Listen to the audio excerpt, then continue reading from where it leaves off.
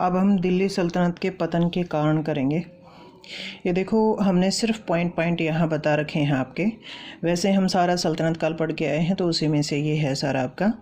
तो सबसे पहले क्या है, सल्तनत कालीन जो राज्य का संगठन था, जो उसका स्वरूप था, वो दिल्ली सल्तनत के पतन में भागीदारी निभाता है। अब यहाँ बात करें कि निरंकुश शासन व्यवस्था थी, स्वेच्छाचारी शासन था।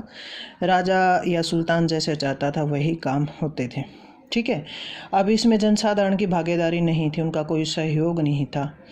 तो कुछ एक अयोग्य शासक हुए, चरित्रहीन शासक हुए हैं, तो जनता के समक्ष वो विश्वास खो बैठते हैं। तो जो इनकी शासन व्यवस्था थी उसके कारण क्या होते हैं, धीरे धीरे क्या है, दिल्ली सल्तनत पतन के तरफ चली जाती है। फिर उसका प्रशासन की अगर बात करें, तो दिल्ली सल्तनत के अगर प्रशासन की बात करें तो इस टाइम पीरियड में जो उसकी प्रशासनिक व्यवस्था थी उसमें ज़्यादातर षड्यंत्र अमीरों के, सरदारों के, जागीरदारों के चलते रहते थे।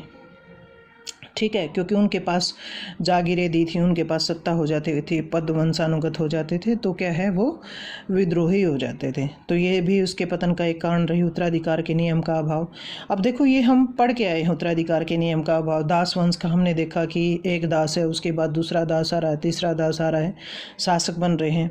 फिर हमने तुगलक वंश देखा, खिलजी वंश देखा, उसमें भी देखा कि पहले क्या है, खिलजी शासन कर रहे हैं, उसके बाद क्या है, कोई सूबेदार निकल करके आता है और शासक का वध करके खुद शासक बन जाता है। ऐसे तुगलक वंश में हमने देखा। तो उत्तराधिकार के नियम का अभाव था, इसके कारण जो शासन व्यवस्था थी सल्तनत काल की, वो क्या है, सही से नहीं चल पाई और लास्ट में जाके क्या है, उसका पतन हो जाता है।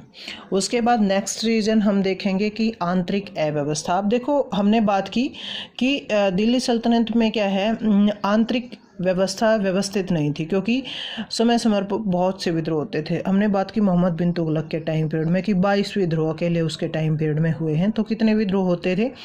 अगर शासक स्ट्रॉन्ग है तो सारे विद्रोह का अंत कर रहा है, लेकिन नहीं है, अयोग्य है, तो क्या है, विद्रोही क्या करते थे, अपने अलग अलग क्षेत्रों को संतृप्त कर लेते थे। जैसे अभी हम करके आए ना, विभिन्न क्षेत्रीय जो व्यवस्था है उसमें, जैसे मालवा, जौनपुर है, बंगाल है, वो क्या है, संतृप्त हो जाते हैं। मोहम्मद बिन तुगलक के टाइम पीरियड में बहुत से क्षेत्र संतृप्त होते हैं। तो सरदारों के, अमीरों के विद्रोह भी इसके पतन का कारण बने। फिर सैन्य व्यवस्था हम देखेंगे।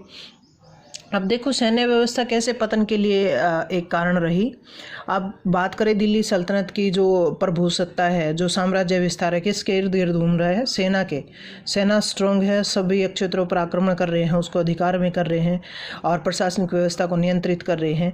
लेकिन बाद में क्या है, सैनिकों को वेतन देने की बजाय जागीरें देनी शुरू कर दी, उनके पद को वंशानुगत कर दिया गया। अब वो क्या है, सामंतों के अधीन रह करके सेना सारी कार्य कर रही है, तो वो सामंतों के प्रति वफादारी दिखाती है, न कि सुल्तान के प्रति। तो एक ये पतन का कारण रहा। फिर धर्म का राजनीति में हस्तक्षेप।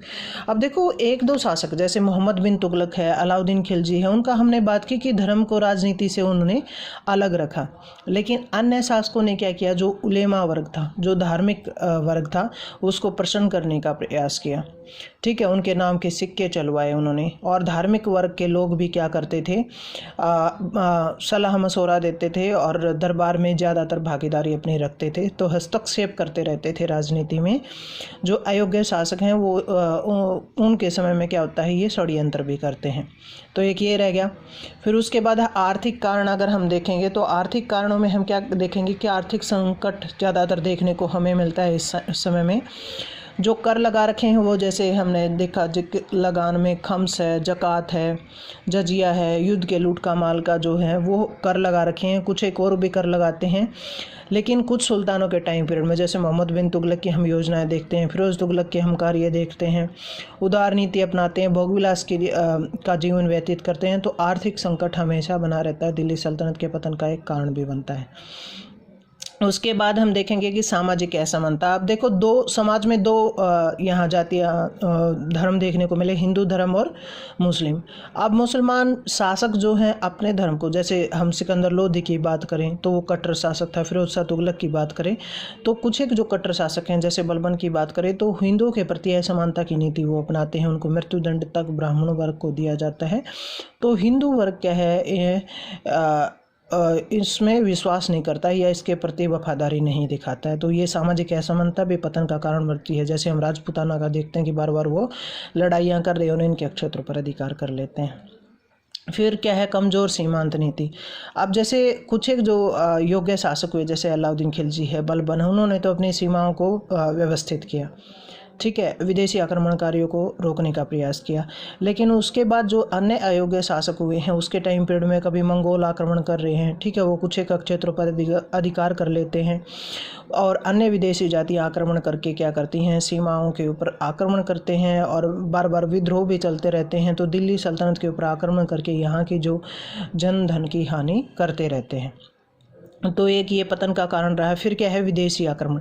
अब देखो, एक तो हमने मंगोलों का देखा, जब दिल्ली सल्तनत हम स्टार्ट कर रहे हैं, इल्तुतमिश की बात कर रहे हैं, तभी से मंगोल आ रहे हैं और आक्रमण कर रहे हैं। बलबन के टाइम में, अलाउद्दीन खिलजी के टाइम पीरियड में भले ही वो ज़्यादा सफल नहीं हो पाते हैं, लेकिन आर्थिक हानि यहाँ करके जाते हैं। उसके बाद तैमूर की बात करें, 1398 में आता है और वो यहाँ आक्रमण करता है, और खिजर खां उसके बाद क्या है, सैयद वंश की स्थापना कर लेता है।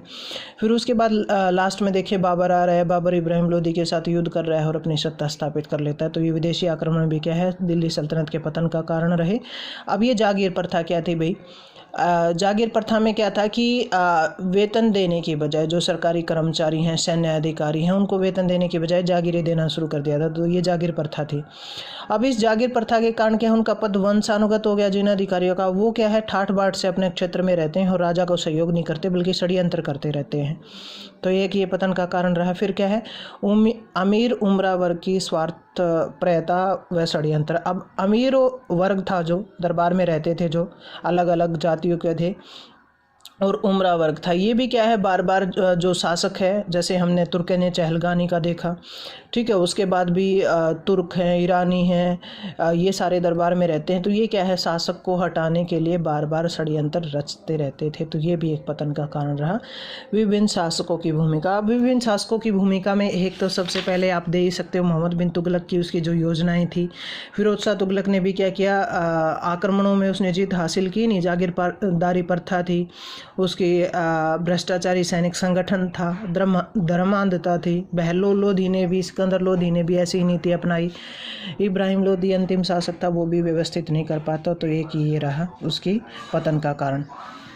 उसके बाद क्या है, अन्य कारणों में अगर बात करें, प्रशासनिक भ्रष्टाचार है, शासकों की चरित्रहीनता है, राज्य का अधिक विस्तृत होना है, यातायात संचार के साधनों का अभाव है, ठीक है, मुख्य अधिकारियों और दासों का और अमीरों का चारित्रिक पतन है, कमज़ोर उत्तराधिकारी हैं। तो ये सारे के सारे क्या है, दिल्ली सल्तनत के पतन के कारण रहे थे। अब ये हमारा पूरा का पूरा दिल्ली सल्तनत कंप्लीट हो गया है। जो इम्पोर्टेंट क्वेश्चन है वो हम करवा चुके हैं। तो ये मानो कि आपका सिलेबस कंप्लीट हो गया है। अब धीरे धीरे हम आपको काम बता करके जो आपके टेस्ट वगैरह बनते हैं वो बताएंगे। अब यहाँ जो हमने क्षेत्रीय शासक जो बताए थे, देखो किस किसने कौन से वंश की स्थापना की है, ये यहाँ संस्थापक दे रखे हैं सारे के सारे। ये हम आपको वैसे ही दिखा रहे हैं कि भाई अगर आप कल को कंपटीशन के लिए तैयारी करते हो ना, ये बहुत बार पूछे जाते हैं आपसे कि कौन सा शासक किस क्षेत्रीय वंश की स्थापना करता है।